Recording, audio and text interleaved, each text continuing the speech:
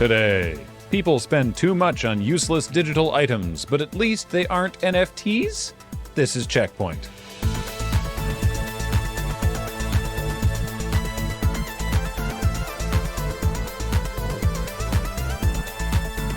Welcome to CheckPoint, where every week is Shark Week. I'm really hoping you mean Shark Week. You're right, Beej. Sharks are all about hope. A hope soon dashed into the skid marks of disappointment and shame. So it's a week of this. I hope so. I don't have enough pears to survive an entire fortnight. Hey, this story gave me a headache, so now I'm sharing that with you. Do you like Sonic the Hedgehog? Weird, but you do you. Do you like Sonic the Hedgehog enough to purchase a cumbersome piece of branded merchandise with his face on it? Okay, then you're in what we're going to call Circle 1 of our developing Venn diagram. Do you like waffles? I imagine a lot of people do, but do you eat them occasionally as a brunch treat, or do you make waffles? Sure, you could make pancakes, but no, you want the round breakfast carb that requires its own small appliance. These people are Circle 2. So if you exist in that overlap, then you are the target demographic for a new piece of plastic and metal on a one-way trip to the Salvation Army via the back of your kitchen cupboard, a Sonic the Hedgehog waffle iron. Mercifully, only the exterior is blue. The waffles themselves will be whatever color you elect to make, albeit with a crisp relief of Sonic's face, ready for you to slather in butter and syrup before greedily devouring, but not in the way some of you might want. Say you are in that minuscule overlap, where can you buy this majestic waste of counter space? You can't, but you can get it as a prize at Dave & Buster's. That's right, we're adding a third circle. Folks who want to charge up their D&B power card and while away the evening playing, among other things, a game based on TV series Wicked Tuna. So to sum up, if you exist in the overlap between loves Sonic the Hedgehog enough to dedicate a statistically relevant percentage of your kitchen to branded nonsense, make waffles enough to justify the purchase of a waffle iron, and enjoys an evening at Dave & Buster's, then wow, what great news. Surely there's at least 3 of you. Gary Bowser, no relation to the other Nintendo-adjacent Bowsers, the hacker who was sentenced to 40 months in U.S. federal prison for distributing and selling security circumvention devices for the Nintendo Switch, is out of the slammer and on his way back to his native Toronto, which means his punishment isn't over because he had to move back to Toronto. According to an interview with Bowser, Nintendo will be garnishing between 25 and 30% of his wages for the rest of his life in an effort to recoup the $14.5 million he owes them in fines and civil lawsuit settlements, which is Donkey Kong bananas. Not only does it demonstrate very neatly who the legal system is really designed to protect, hint, it starts with a B and ends with a IG corporations, it's also very possible that because Bowser is a felon, his ability to get any kind of decent job is basically nil. Nintendo might even end up spending more to garnish his wages than they'll actually collect.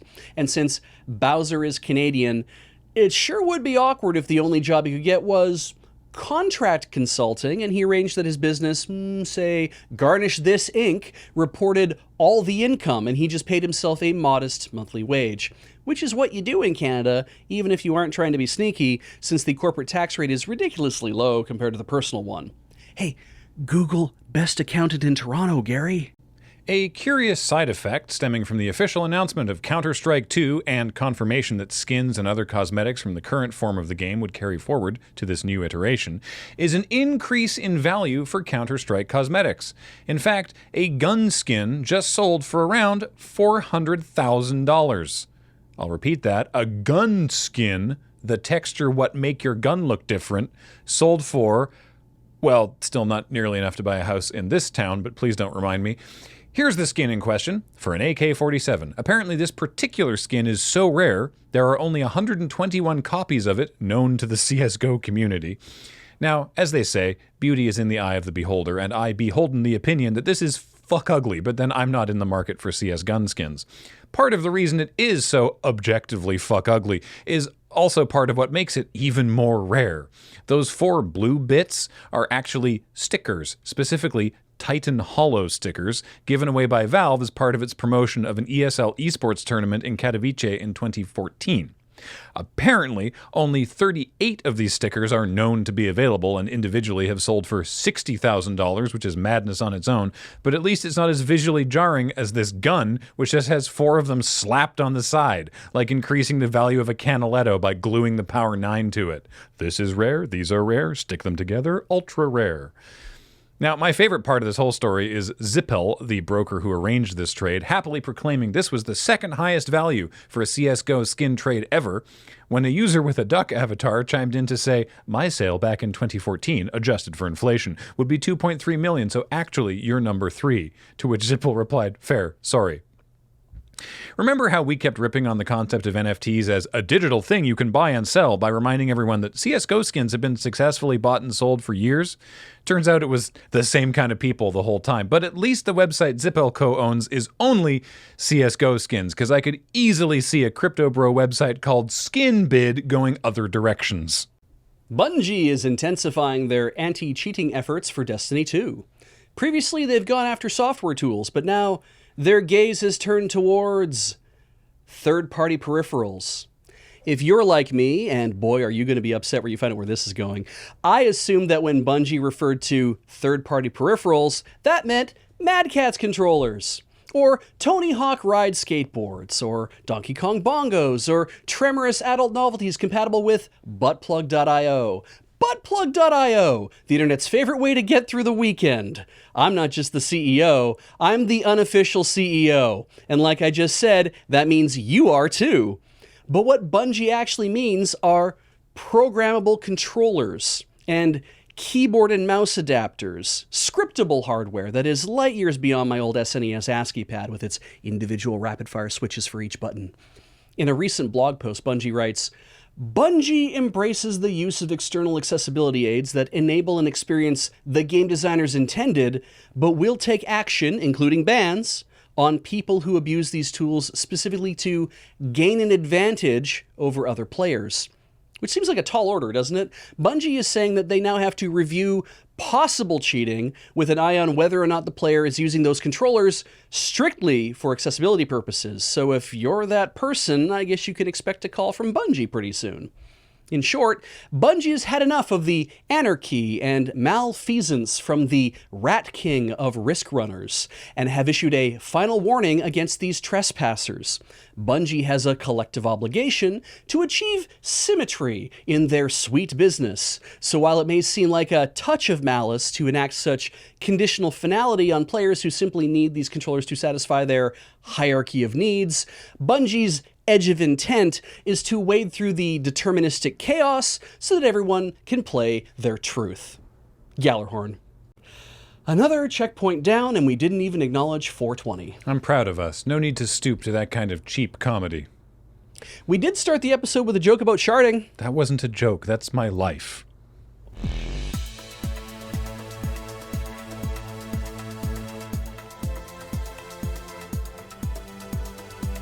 Coming up, Niantic is teaming up with Capcom for a new AR game that allows you to hunt the most dangerous game of all. 100-foot-tall fire-breathing dragons covered in spikes! So, Gary Bowser, the fact that... not Doug Bowser. I thought, so, because the article was talking about, like, Bowser, and it wasn't like Gary Bowser... Yeah. Stevens. Definowitz. Yeah, exactly. No, his last name is Bowser. Mm-hmm. Just another guy related to, got in trouble with Nintendo, happened to be named Bowser. Yeah, Bowser v. Bowser. Very funny to me.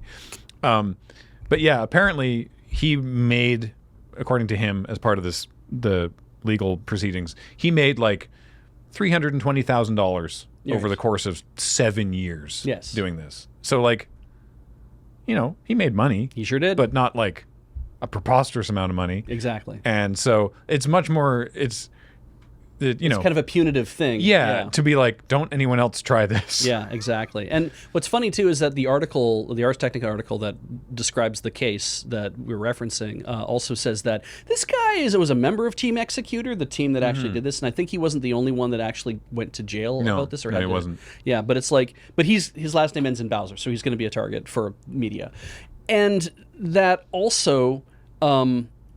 He kind of positioned himself more as the sales and PR guy and not the guy who's like soldering stuff together. Which, to be fair, was part of the problem because Yeah. the devices they were making, and they've been doing this as far back as the original Xbox. Yeah. The devices they were making were like, they could have maybe gotten away with it if they'd been marketing it as like, you know, Homebrew. Yeah, homebrew stuff on this hardware that you own. But they were just outright being like, our stuff makes it so easy to put ROMs on your stuff. No idea. And it's just sort of like, oh, don't, you know, well, of course they're going to get mad about it. And yeah, they got real mad about it. There was a big Sega story this Sega week Sammy doing a thing. that I did not report on in favor of reporting on the stupid waffle iron. Good. Because it was just like, who is this for? Who wants this? Anyway. Yeah, in this year of our Lord Sonic's 30th anniversary. Yeah. But we reported a couple weeks ago, we did the story about Rovio and Angry Birds and the stuff that they were doing, that like they pulled the old version of Angry Birds because it was like no one was buying their like microtransaction version. Yeah. Anyway, Sega, or technically speaking, Sega's parent company, but through Sega Europe, has bought or intended to buy or will be buying Rovio for like $720 million. Yeah. So that's interesting, at least. Rovio's I was like, still got value. Yeah, and it's just weird that it's like, hey, someone's, you know, Rovio, Angry Birds, right? They're still huge. Someone's buying them for $720 million. Oh, okay. So what, like Tencent or, you know, Embracer Group? Yeah, no, Epic. Sega. Mm-hmm. Sega Sammy makes a lot of money. They own a lot of companies. I didn't realize that they were still that huge. Yeah, I didn't either. And every time I go and I read it on Wikipedia, I'm constantly surprised. Yeah. What's the Sammy part of Sega? Like what? Just this guy. American Sammy is the name of this other company that I believe has always been a Japanese company, but they're called American Sammy, and they published, like, I think they were anime publishers, I think, at one point too. They did a lot of like video games also, mostly I would assume for like PC Engine and stuff. I think some stuff did show up on like Super Nintendo and whatnot, but I think I have a feeling a lot of it is in alternative gaming machines for the Japanese market, e.g. pachinko. I think. You would be correct. Good. Okay. So Sega Sammy, they merged in 2004. Both companies are involved in the amusement industry, and yes, Sammy makes primarily pachinko machines. Mm-hmm. Right? Hot take. I don't think guns should have skin. Right? Mm-hmm. Yeah. Something about that doesn't seem right to me. Sounds gross. Mm-hmm. So technically that trade was $500,000, but the other item in it was far less interesting. It's still approximately $100,000 for a knife skin, but this was the like the fancy thing. I went onto that website and it's all like it's like this super rare skin just arbitrarily fucking slapped with these random holofoil stickers, right? And it's like it's literally just like it doesn't. None of them look aesthetically pleasing. It's literally just, it's rare and it's covered with rare stickers, so it's extra rare and valuable, even though it looks like ass. But also, my understanding is that if you have an ultra rare sticker of some sort, the moment you peel it off and like stick it to like your car window, it doesn't raise the value of your car at all. Oh. And the sticker is now worthless. Yeah. It needs to stay on its backing to be worth something. I think there's some shenanigans at play here in the CS:GO skin community. No. No. There might be some money laundering going on. I don't know. Allegedly.